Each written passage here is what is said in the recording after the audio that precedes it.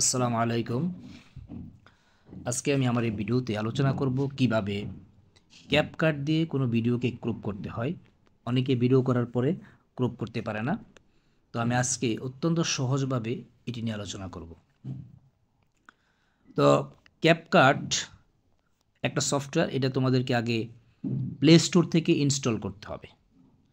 তো আমার যেহেতু আগে ইনস্টল করা ছিল, আমি এটা এখন ওপেন করছি। আমি চলে গেলাম ক্যাপকাটে।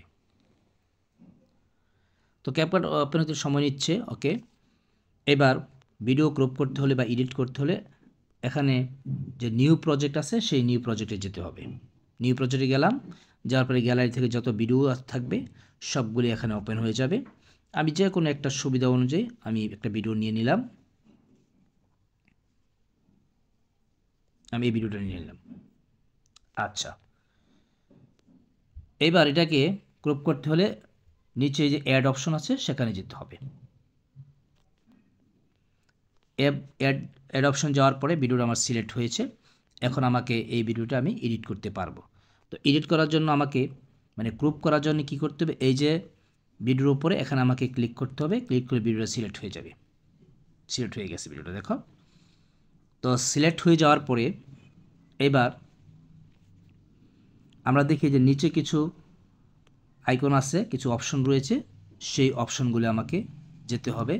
আস্তে আস্তে আমি গেলাম অপশনগুলি। তো নিচে একটা অপশন আছে যে ট্রান্সফরমেশন। তো আমাকে ভিডিও ক্রপ করতে হলে এই ট্রান্সফরমেশন অপশনে যেতে হবে। ট্রান্সফরমেশনে যাওয়ার পরে আমি দেখলাম যে তিনটে অপশন আসছে, রোটেট, মিরর এবং রিসাইজ। তো ভিডিও ক্রপ করতে হলে আমাকে এই রিসাইজ অপশনে যেতে হবে। এবার ক্রপ করার অপশন চলে আসছে। এবার আমি আমার সুবিধা মতো টেনে আমি এটাকে ক্রপ করব। যে যার মতন করে সুবিধা মতো টেনে ভিডিও ক্রপ করতে পারো, উপর নিচ যা মন চাই। আচ্ছা, তো ভিডিও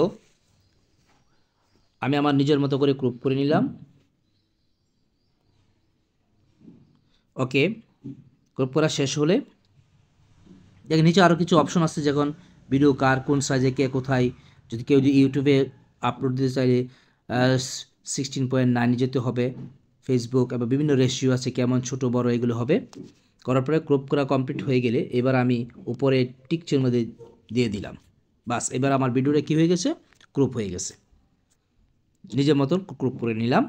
তো এই ক্রপ করার পরের কাজ হচ্ছে এই ভিডিওটাকে আমাকে এখন ডাউনলোড দিতে হবে, ক্যাপকাট থেকে ডাউনলোড দিতে হবে।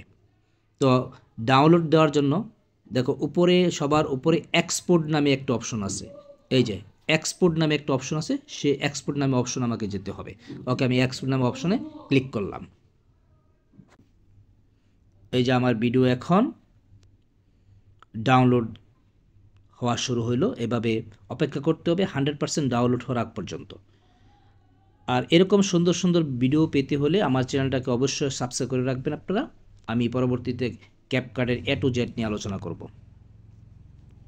ওকে, এই যে ডাউনলোড শেষ হয়ে গেছে, এখন আমাকে ডান অপশনে যেতে হবে।